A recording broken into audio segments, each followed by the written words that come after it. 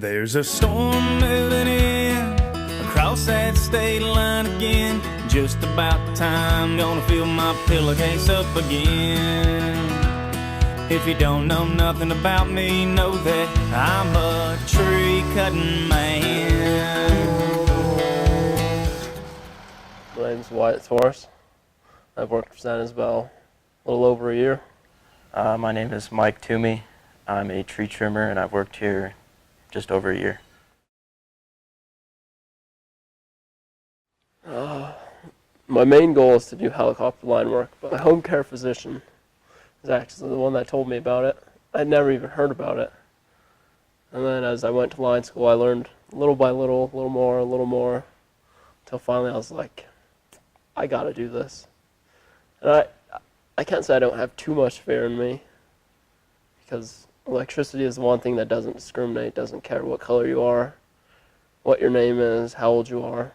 It just doesn't discriminate. But so I guess you always got to respect the electricity in that aspect. But it's something exciting. I guess I do everything for the thrill of it, just to say I did it. Well, cool. And for all the people that doubted me, they'd be like, they can say, "What do you do for a living?" Yeah, I work off a helicopter with electricity.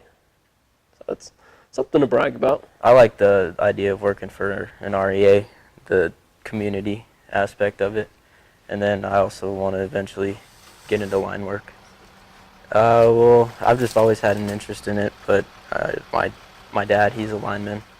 He's kind of been showing me stuff since he got into it, and it's just always fascinated me. So I went to line school, and I want to get into that. It's interesting.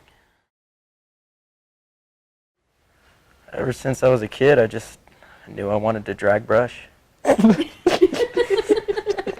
Yeah? Yeah. And why is that? Just knew I had greater purpose in life, and that was it.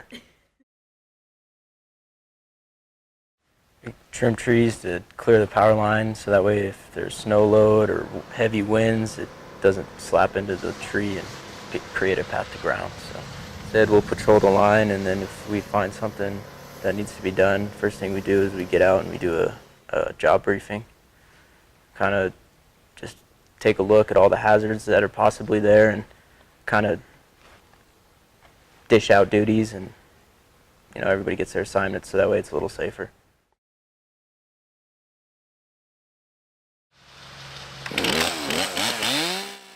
We learned a lot from Dave and Dennis. They both have been doing this a long time, know what they're doing. Basically, the minimum guidelines is you have a 10-foot each side right-of-way, and anything in that, you're basically clear to drop. We cut to laterals, we roll stuff back, and try to make it look as nice as we can. The reason cutting the laterals that way, it doesn't harm a tree.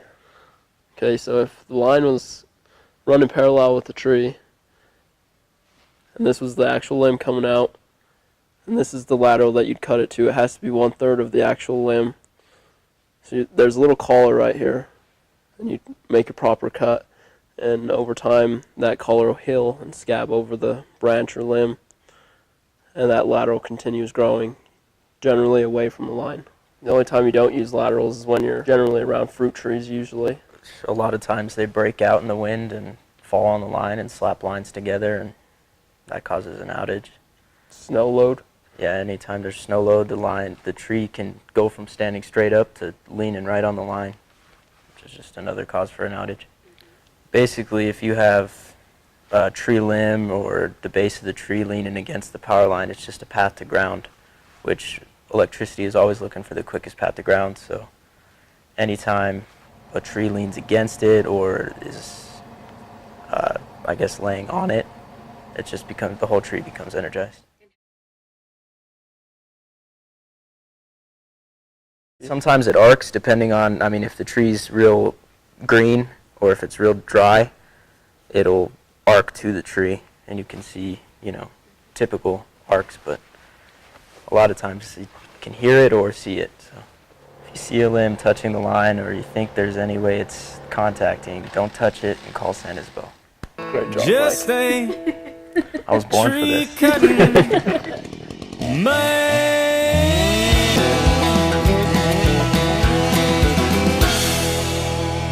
What the hell y'all listening to, man? Get to work, son.